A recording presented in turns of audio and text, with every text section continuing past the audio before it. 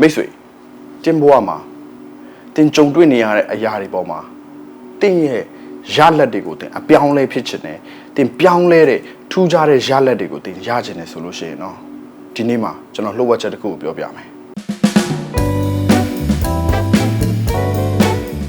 အားလုံးပဲမင်္ဂလာပါကျွန်တော်နာမည်ကျွန်တော်တန်အေးပါ New Revelation Transforming Life ဒီနေ့မှာကျွန်တော်ပြောပြချင်တဲ့အကြောင်းအရာကဘာလဲဆိုရင်မိတ်ဆွေတင်နဲ့ကျွန်တော်ဒီနေ့ရင်ဆိုင်နေရတဲ့ဘဝလူတွေတော်တော်များများဒီနေ့မှာရင်ဆိုင်နေရတဲ့ဘဝလူတိုင်းက on the same page on the same mission ဖြစ်တယ်ဒါပေမဲ့သူတို့ရဲ့ရလက်တွေကိုအပြောင်းလဲလုပ်ချင်တယ်ဆိုလို့ရှိရင်မိတ်ဆွေဒီနေ့မှာကျွန်တော်ပြောပြတဲ့လှုပ်ဝက်ချက်တစ်ခုကိုတင်လိုက်နာမယ်ဆိုလို့ရှိရင်တင်ဘဝအသက်တာထဲမှာထူးခြားတဲ့အပြောင်းလဲတွေရလက်တွေကိုတင်မြင်တွေ့ရမှာဖြစ်တယ်တမန်ကျမ်းစာထဲမှာကျွန်တော်တို့တောလျာချက်အခန်းကြီး73အခန်းငယ်25ကနေကျွန်တော်တို့33မှာဘာအကြောင်းအရာကိုကျွန်တော်တို့မြင်တွေ့ရလဲဆိုလို့ရှိရင်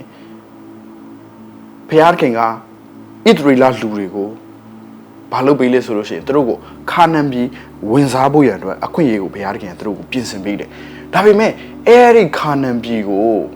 မဝင်ခင်မှာဘုရားကဘာလုပ်လဲဆိုရင်မင်းတို့အရင်ဦးဆုံးတရှိုတွေကိုစေလွတ်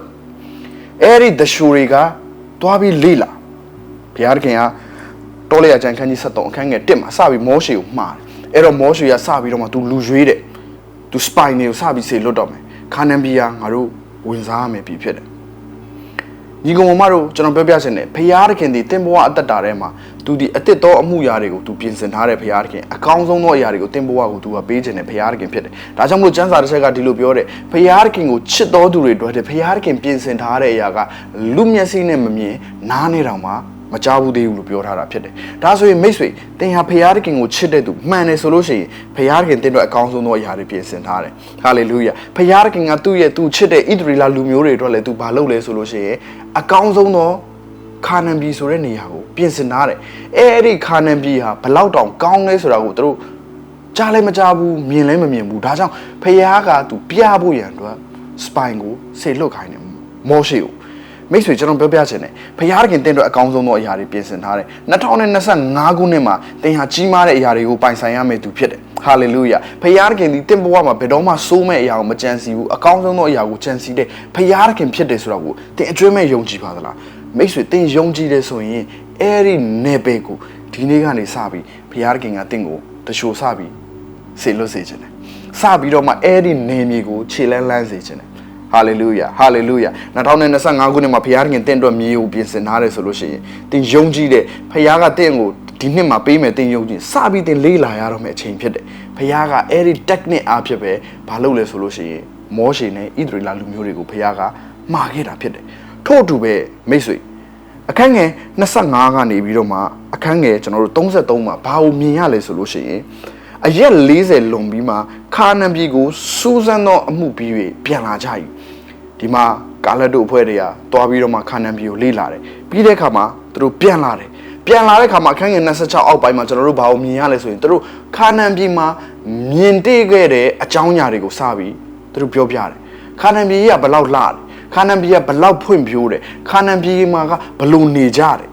ခါနန်ပြည်မှာရှိတဲ့လူတွေကဘလောက်တောင်မှဖွံ့ဖြိုးတယ်ဘလောက်တောင်မှကြီးထွားတယ်ဘလောက်တောင်မှတန်မာတယ်ဆိုတဲ့အကြောင်းအရာတွေသူတို့ပြောပြတယ်ဒါတွေနာမကသေးဘူးအဲ့ဒီခါနန်ပြည်မှာရှိတဲ့အသီးအနှံတွေပင်လင်အင်မတန်ကြီးချောင်းကိုသူတို့ပြောပြတယ်တနည်းအားဖြင့်အဲ့မှာစိုက်ပျိုးရေးအင်မတန်လုံးလို့ကောင်းတဲ့နေရာဖြစ်တယ်အဲ့ဒီနေရာဟာနေခြင်းပေါ်ရာကောင်းတဲ့အရက်ဖြစ်တယ်အကောင်းဆုံးအကောင်းတကအကောင်းဆုံးသောနေရာဖြစ်တယ်နိုးနယ်ပြားရည်စီးတဲ့နေရာဖြစ်တယ်ဒီအကြောင်းအရာကိုဒီတချို့တွေဟာပြောရင်းနဲ့အခန်းငယ်ဘယ်လောက်မှလဲဆိုလို့ရှိရင်အခန်းငယ်30ရောက်တဲ့ခါမှာကာလက်ကလည်းတဲ့ချက်ချင်းချီသွား၍ထိုပြည်ကိုတင်းယူကြဆိုအောင်နိုင်ကောင်းသည်ဟုဆို၍မောရှေရှေ့မှာလူများတို့ကိုငြိမ်းစေ၏ကာလက်ဟာဖျားခင်ပြင်ဆင်ထားပြီးတဲ့အကောင်းဆုံးသောအရာတွေကို तू ဘာမလုပ်တော့ဘူးလဲဆိုရင် तू မစောင့်နိုင်တော့ he can't wait तूတရက်၄တောင်မှ तू မဆောင်ကျင်တော့ဖြစ်တယ် तू ဘာပြောလဲဆိုလို့ရှိရင်ဖျားတခင်ဒီငါတို့ကိုပြင်ဆင်ထားတဲ့အရက်ဖြစ်တဲ့အတွက်ငါတို့ဝင်တိုက်မယ်ဆိုလို့ရှိရင်ငါတို့အောင်နိုင်ကောင်းသည်ဒါပေမဲ့အင်္ဂလိပ်ကျမ်းစာမှာတော့ဘယ်လိုရေးလဲဆိုလို့ရှိရင် we can certainly do it ငါတို့နိုင်ကိုနိုင်မယ်သူ့ဘက်ကနေပြီးတော့မှ အောင်နိုင်ကောင်းဒီလို့ကျွန်တော်တို့ဗမာစာမှာဖတ်တဲ့အခါမှာmaybe ပေါ့နော်နိုင်ကောင်းနိုင်လိမ့်မယ်ထင်ပေမဲ့အင်္ဂလိပ်ကျမ်းစာမှာ certainly တနည်းအားဖြင့် 100% အတိအကျ तू နိုင်မယ်ဆိုတာကို तू သိတယ်မိတ်ဆွေဒီနေ့မှာဖခင်ခင်တင်ဘဝအတွက်ပြင်ဆင်ထားတဲ့အရာတွေကိုတင်ဘဝမှာတင်လက်ဝယ်ရရှိနိုင်မယ်ဆိုတာကိုတင်ယုံကြည်ရဲ့လားဒါပေမဲ့ကျန်တဲ့တချို့တွေကတော့ဘာပြန်ပြောလဲဆိုလို့ရှိရင်အခန်းငယ်32မှာအခန်းငယ်31ကနေစဖတ်မယ်သူတို့နဲ့အတူလိုက်သွားသောသူတို့ကထိုပြည်သားတို့ကိုငါတို့သည်မတိုက်နိုင်ထိုသူတို့သည်ငါတို့ထက်သာ၍အားကြီးကြသည်ဟူ၍၎င်းငါတို့တွား၍စူးစမ်းသောပြည်သည်မိမိသားတို့ကိုဖျက်ဆီးတတ်၏ငါတို့တွေးမြင်သောပြည်သူပြည်သားပေါင်းတို့သည်အလွန်အယက်မြင်ကြ၏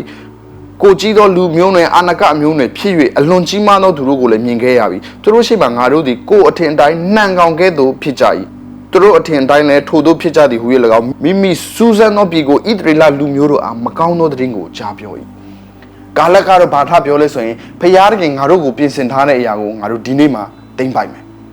ဒါပေမဲ့ကြံတဲ့လူတွေကမကောင်းတဲ့ negative သတင်းတွေမဖြစ်နိုင်ပါဘူးကွာအဲ့မှာရှိတဲ့လူတွေကငါတို့ကိုဖျက်ဆီးမှာငါတို့ကသူတို့ရှိမှနှံကောင်လောက်ပဲရှိတယ်ငါတို့ကအားနေတယ်သူတို့ကခိုးခဏအားကြီးတယ်မိတ်ဆွေဒီနေ့မှာဖျားတခင်ကတင်ဘဝအသက်တာထဲမှာ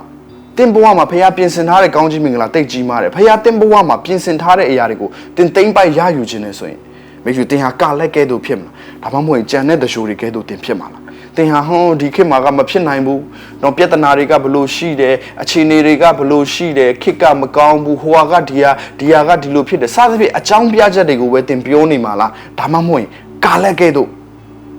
တော်မယ်ငါတို့တိုက်မယ်ငါတို့တိုက်လို့ရှိရင်နိုင်လိမ့်မယ်ငါတို့တင်းကိုတင်းပိုက်နိုင်လိမ့်မယ်ခါနန်ပြည်ဟာငါတို့ဥစ္စာဖြစ်တယ်ဆိုတော့ဆုံးဖြတ်ချက်နဲ့သူဖြစ်မလားမိတ်ဆွေဒါကြောင့်မလို့ဒီနေ့မှာရွေးချယ်ပါတင်ဟာဖျားတခင်ပြင်ဆင်ထားတဲ့အရာတွေဖျားတခင်တင်ဘဝမှာပြင်ဆင်ထားတဲ့အရာတွေကိုဒီနေ့မှာတင်သိမ့်ပိုက်တော်သူဖြစ်မလားတင်လက်လွတ်တော်သူဖြစ်မလားတင်ဟာကောင်းကြီးမင်္ဂလာတင်ထံကိုရောက်လာတဲ့အခါမှာတင်လက်ဝယ် I receive လို့တင်ပြောမလားဒါမှမဟုတ်ရင်တင်ဟာလက်လွတ်ဆုံးရှုံးခံတဲ့သူဖြစ်မလားအကြောင်းပြချက်တွေကိုဒီနေ့မှာတင်မငြင်းညူပါနဲ့အကြောင်းပြချက်တွေနဲ့အသက်ရှင်ဖို့ရတဲ့ဒီနေ့မှာတင်ညှင်းဆန်ပါဖျားပြင်ဆင်ပေးတဲ့အရာတွေကိုသိယူပါတင်ဘဝအသက်တာထဲမှာထူးခြားတဲ့ရလဒ်တွေကိုတင်မြင်ရလိမ့်မယ်ဒါကြောင့်မလို့ဒီနေ့မှာကျွန်တော်ပြောချင်တဲ့လှုပ်ဝက်ချက်ကဖျားတင်အတွက်ပြင်ဆင်ထားတဲ့အရာတွေကိုတင်သိမ့်ပိုက်ရယူခြင်းနဲ့ဆိုလို့ရှိရင်တင်လှုပ်ရမယ့်အရာတစ်ခုပဲဖျားပြင်ဆင်ထားတဲ့အရာတွေကိုတင်လုံနိုင်မယ်တင်လမ်းကိုလမ်းရမယ်တင်အောင်နိုင်မယ်ဆိုတာကိုတရားရခိုင်တော့ယုံကြည်ပြီးအသက်ရှင်နေသူဖြစ်ပါစေလို့ကျွန်တော်တင်ဘဝကိုကောင်းချီးပေးတယ်အရောက်ချင်းစီတိုင်းဖျားခင်အထူးကောင်းချီးပေးပါစေ